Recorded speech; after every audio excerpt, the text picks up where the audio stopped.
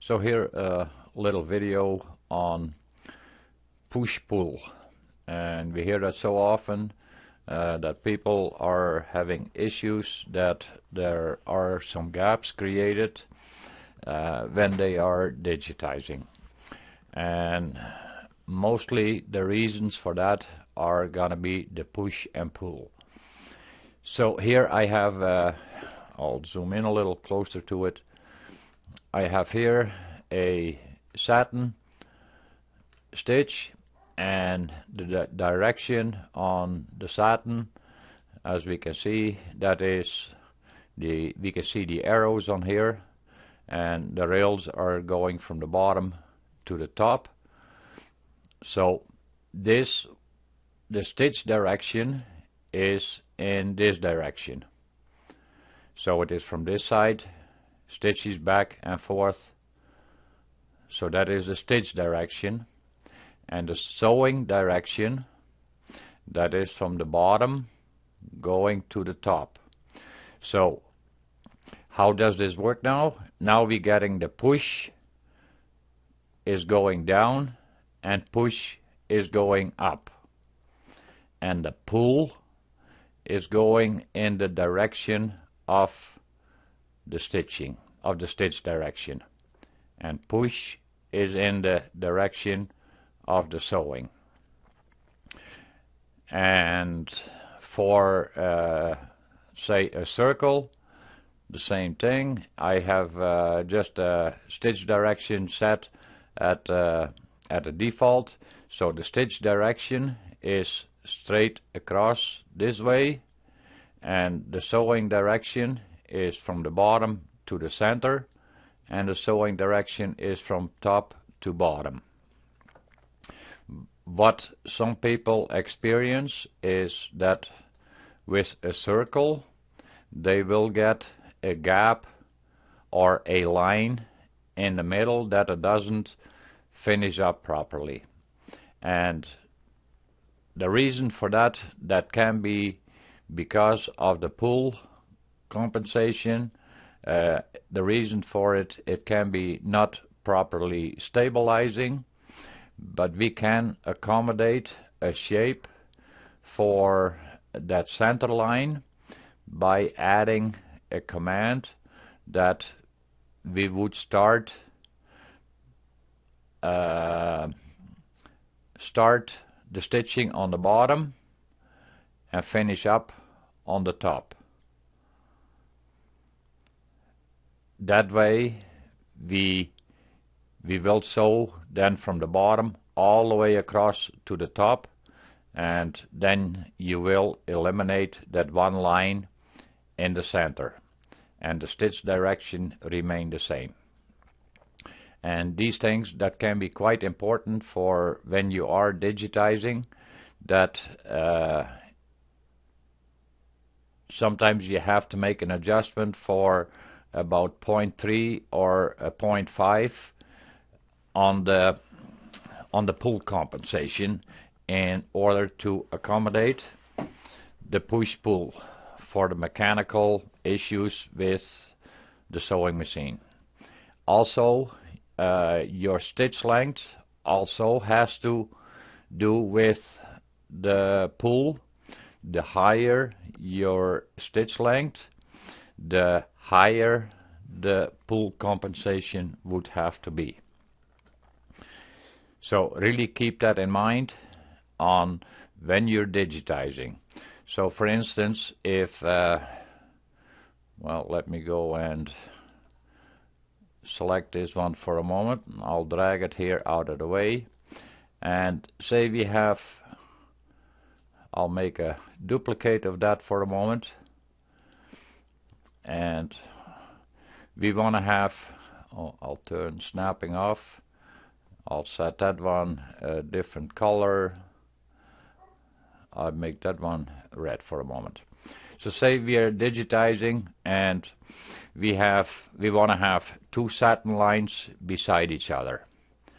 And since we know that the stitch direction on the satin line is from rail side to rail side, and the same on this red one from rail to rail, And when we're digitizing and we put them right beside each other, then, and if we don't add pull compensation, then it is quite possible, depending on your stabilizing and the fabric where you're putting it on, that you would create a little bit of a gap in between the two satins.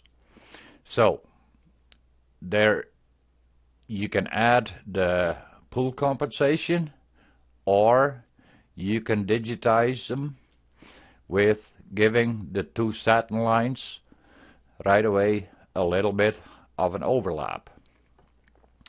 Also, keep in mind, if this would be 3 mil, I don't know exactly how wide I am here, I just drew something for the video purpose, but let's say if this was a 3 millimeter width and you stitch it out, you could end up with only 2.8 millimeter width of a satin. So if you add the pull compensation, then you can make that adjustment also. And to find out how much pull your machine does, you can go and create a couple of specific rectangles and go and set a stitching and stitch them all in the same direction. And some you add some pull compensation, some you don't add, do not add pull compensation, and then stitch it out. Take a ruler and take a measurement and see how wide your rectangle is in comparison with your original. So that is if you're dealing with two satin columns. If you're dealing with circles, like I said, if I go here, extension and ink stitch params,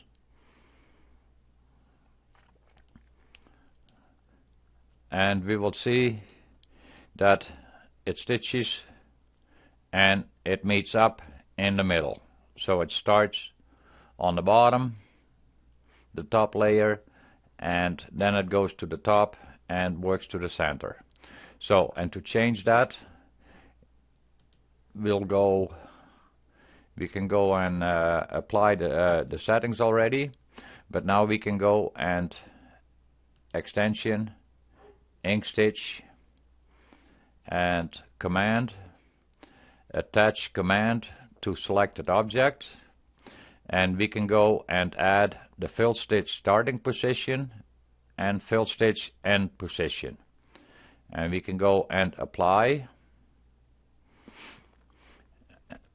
and then close this window, and now you can see the start is here and the finish is over here. Now I'll go and I can drag this one over here, and if I drag that one there, and then we'll go select it, extension, ink stitch params,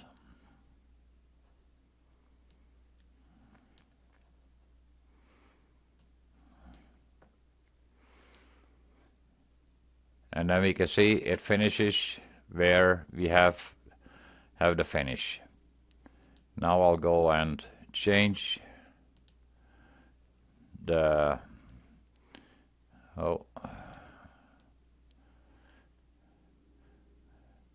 I'll change the end point, and we'll go to ink stitch params again.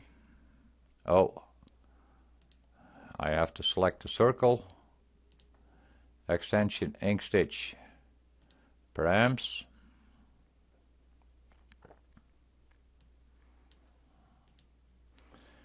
and now we can see it is stitching all the way from the bottom to the top. and the start point, that is where we had a start point, and we can change the start point to it and see what happens for a moment. So now I'll change the start point over here, extension, ink stitch, paramps. Oh, I do the same thing again, not selecting the circle, extension, ink stitch, paramps.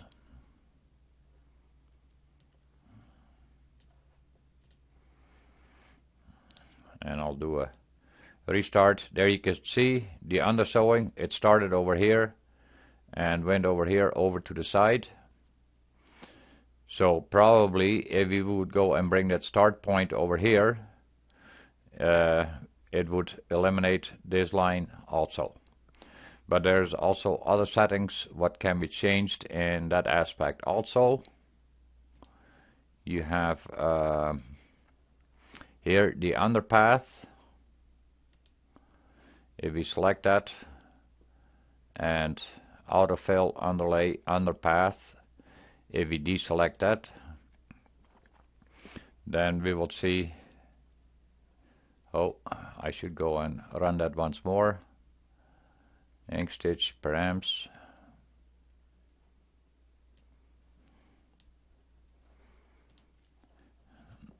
Now you can see you get a clean, you don't have these cross lines in it anymore.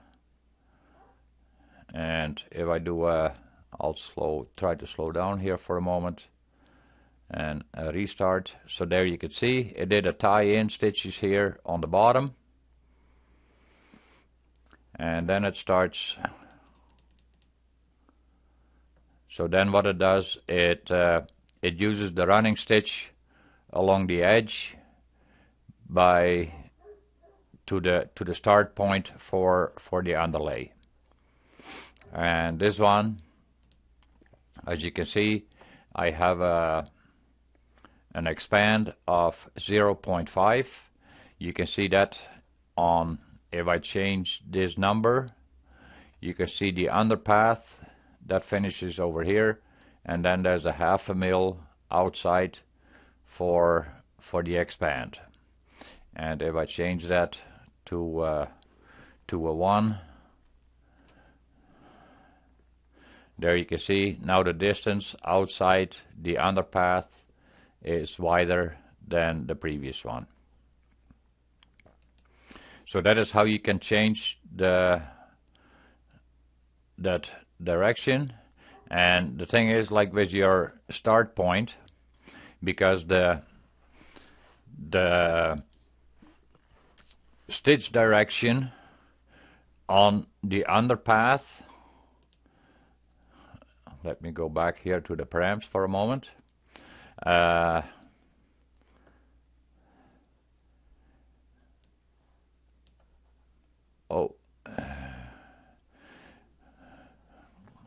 I'll do a restart, and there you can see depending on where you're putting your start point and where the underpath is gonna start, that can all vary. And let me see here. Also, the underlay is normally in a 90-degree from your top layer, but you can change the fill angle of your underlay, what sometimes can be advantageous also for the kind of coverage you want. As you can see, now the underlay is in a 45-degree angle from the top layer. So that can all be changed. And also the inset, I'm not sure if you can go a negative. Can try it 0. Let me see. No, let me make that. Let's see if it works with a negative.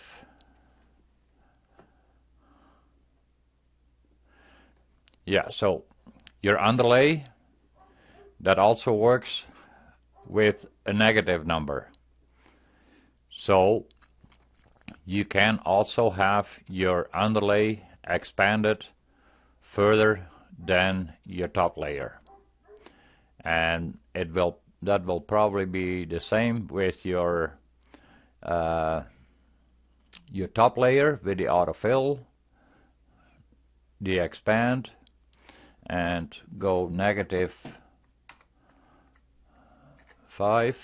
I'm using crazy numbers here just to show you on how that all affects your design. And if I go set that one at 0,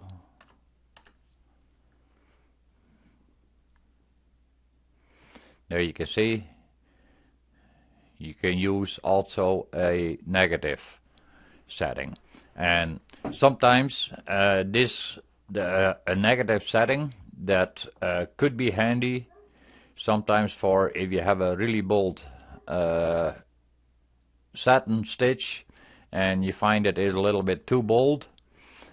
Say you have it set first initially at 3 mil and you want to have it kind of at 2.5 mil, then what you can do is you can go and give it a negative value. And let's go and put this red one for a moment on top of the blue one. And now we select both. No, I don't. I just want to select first the red one, extension, params, and oh.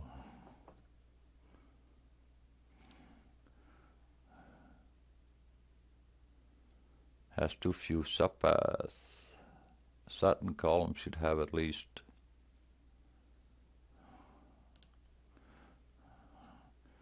that is a little strange. Let's find out if there is an issue with that one. Stitched it out before and didn't have any issues. Okay, that one is good.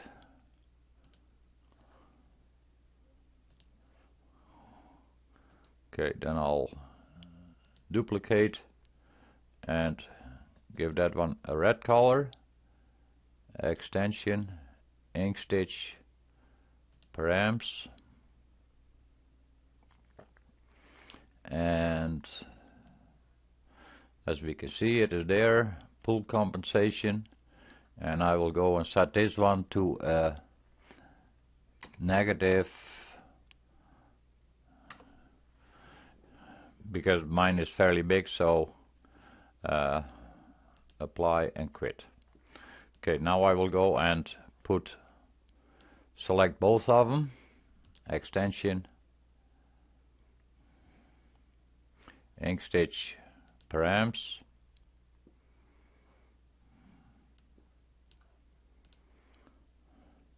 so now it's doing the blue one first, and now you can see they were sitting right on top of each other in the design page. But now when we added the pull compensation in a negative value, now we narrow down this satin stitch. So if you have a satin stitch, then, and if you need to make an adjustment in that way, that can be helpful. Also, then be aware if you set the pull compensation in a negative value, you may create other issues because you may not get the overlap on the side anymore. So that is something to take in consideration also. And then let's go to a few shapes. Also, if you have a rectangle, and as I made you aware that if your stitch length or stitch direction is straight across on a rectangle, your pull is going to be straight across also. And if you have a large shape, then the best way to do your stitch direction, that would be going in the narrow direction. Or you can go in a 45-degree angle. But if you start going, have your stitch direction from the bottom to the top, then all your pull is going to be over all of that distance. So you're getting a lot more pull this way than you would get this direction. And sometimes you cannot accommodate the push and the pull by changing that value, because what may happen is on this direction you may have to add, say, 1 millimeter of pull compensation to reach, but then what you're also gonna get is you're gonna add 1 mil on each of these sides, and then you may get a little bit too much of an overlap on an other adjoining shape, what gives you then fairly dense area. So then what you want to do is you want to make an adjustment to your shape that you can minimize that you have for adding the pull compensation. And you may consider, like I said, changing the stitch angle in order to accommodate for that pull compensation. Also, when you're digitizing, often people will go and create the shapes that, I'll just put snapping on for a moment, and that the shapes are just touching each other. There is totally no overlap. But when I digitize, I will go and create right away some overlap to accommodate for some of the pull compensation. And then I will do first get a test stitch out done. I do not have a sewing machine, but then I send it to the customer and I let them do a test stitch out, because it will also depend on what material is being used and what stabilizer the customer uses. So once the customer does the test sew out and we see the result of that, then I will make adjustments to the design to make it fit to what is needed. So then I will give it a little bit of an overlap, and sometimes it is hard to see the overlap, but if you go in the notes, then you can see where your line is, how much of an overlap you got. Also, there is an option in the view. You can go and outline overview. So that way, now you can see at all times, you can see where your outlines are.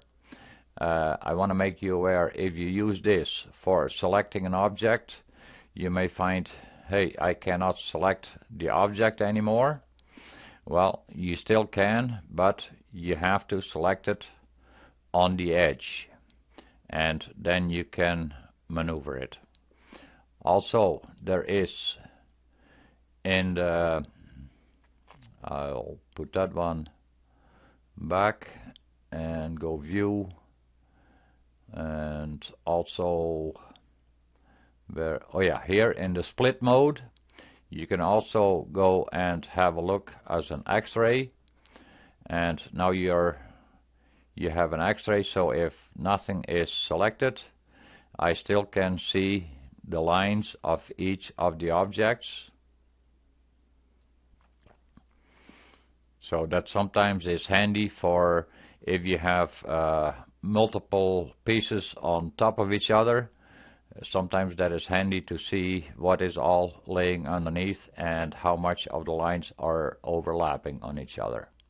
So that is in the split mode and the X-ray.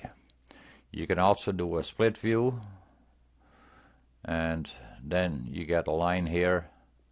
There you can see I can move my line, and that gives me a split view.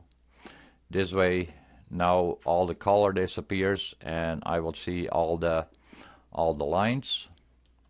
So there is many options in Inkscape to get a good view on how much of the overlap you're giving it.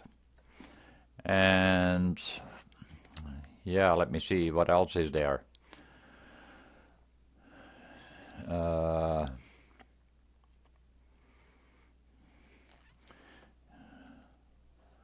I'll show you one where I'm working on right now. This one I'm working on right now. This flower pattern, also I went and I wanted to have a specific stitch direction on each of these shapes, and then what I did is maybe I should go and duplicate one, and that duplicate that does not have the start and stop added to it, and I go to ink stitch params,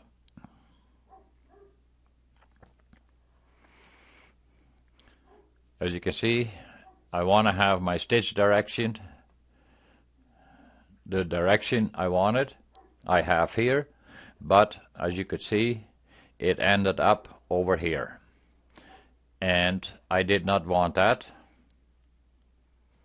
because I wanted that it would stitch first this one and then right away stitch the next one, so that I would not get any jumps in between, because this way I would get a jump going from here where it would finish, jump to the next one and then stitch that one and then jump over again. So I would have five jump stitches. To eliminate the jump stitches, I went and created the start and the stop. So I wanted to have the stop on the first item in this corner and then create the start for the second one also on the same corner, so that they meet up, and then it will be a continuous stitch out. So if I select now, I select my 6 pieces for a moment, and I go extension and go to the simulator,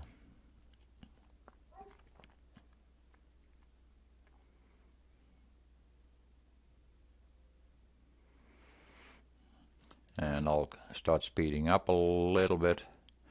As you can see, it did a little bit of stitching over here, and then it's almost at the end, and as you can see it jumps right away over into the next one, and then it does here this bulge on the shape,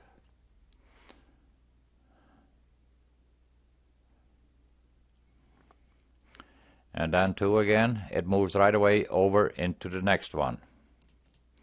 And that is just by adding a start and a stop.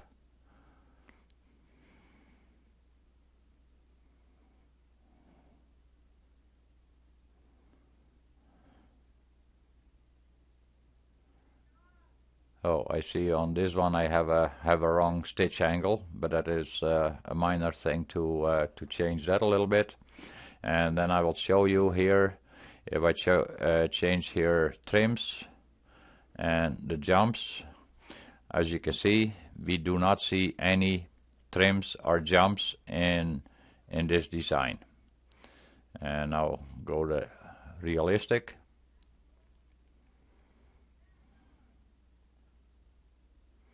And there is a realistic view. The only thing I have to change is here the stitch direction. That is just a minor detail. Oh, I accidentally closed the file. I'll go back there once more.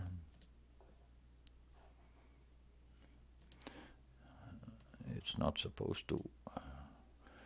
Okay. Then, as you can see, my satin stitch over here and my shapes underneath, I have, if I go to the node select, then you can see the red lines where the shapes are. As you can see, I also have a little bit of an overlap from the blue into the underneath the pink. If I go view, split mode, X-ray, now you can see where all the lines are and where the shapes ending up.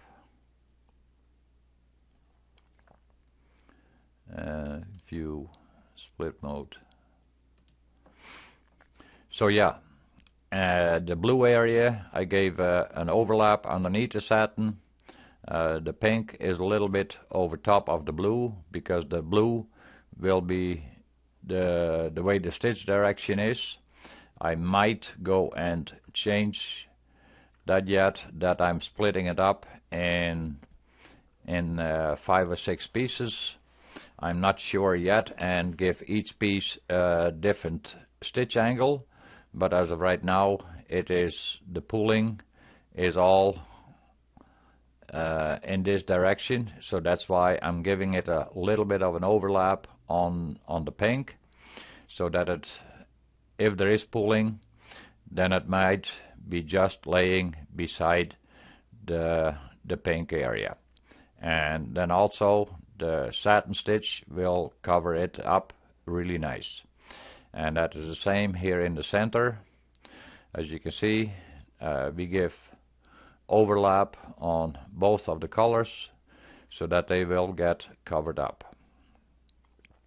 Then if you're having a shape and you want your outside to be as a running stitch, so I should go and this one give it no stroke and then duplicate and no fill and give that a stroke and change the stroke.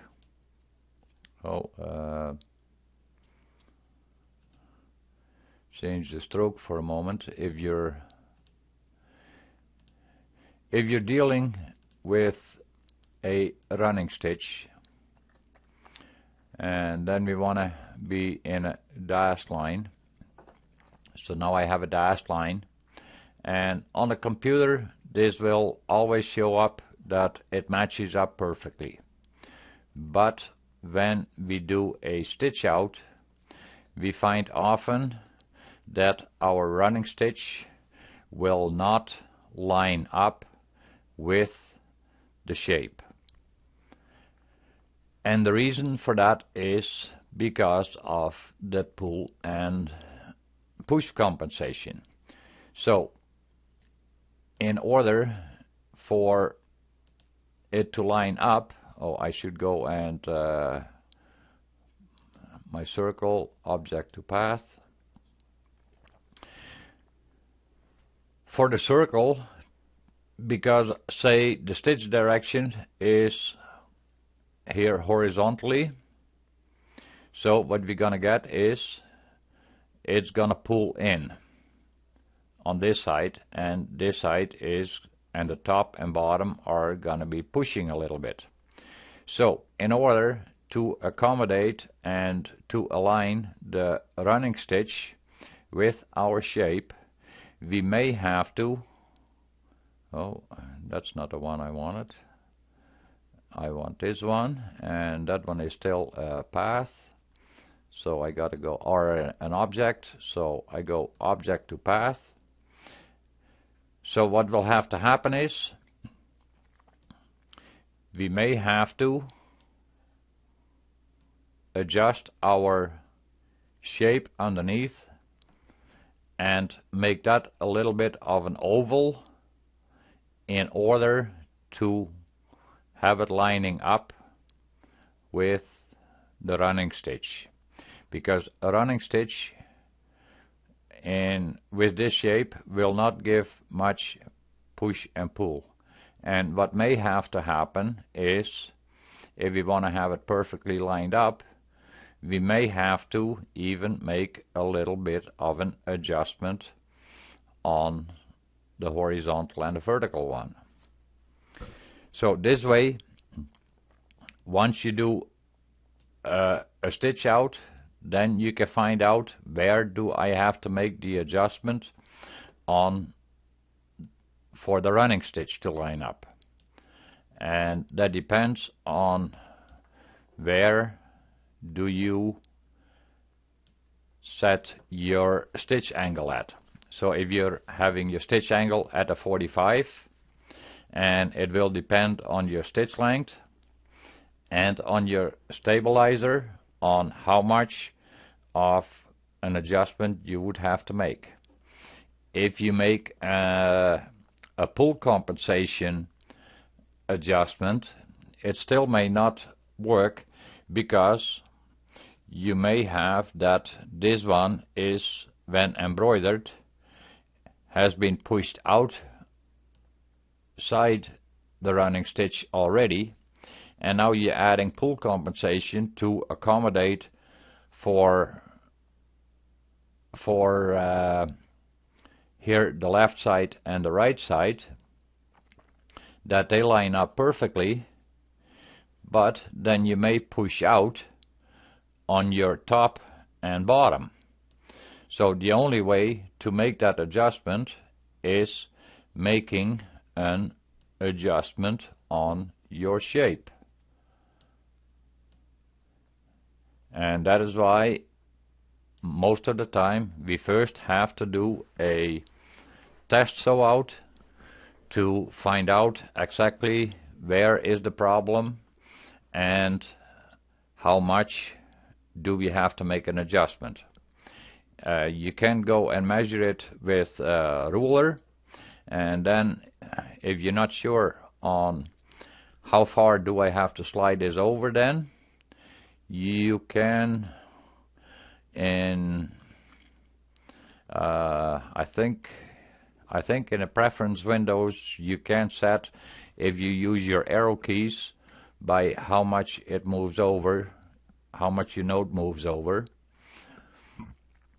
So that can be changed, or what I sometimes do is, in order to make a certain measurement, I'll just quickly go and make a pen, and I'll set the width on what I want. If I say, hey, I only need a half, well, then I'll just go and select it, lay it beside it, and then I'll go and make the adjustment. So there's many different ways on how you can make that adjustment.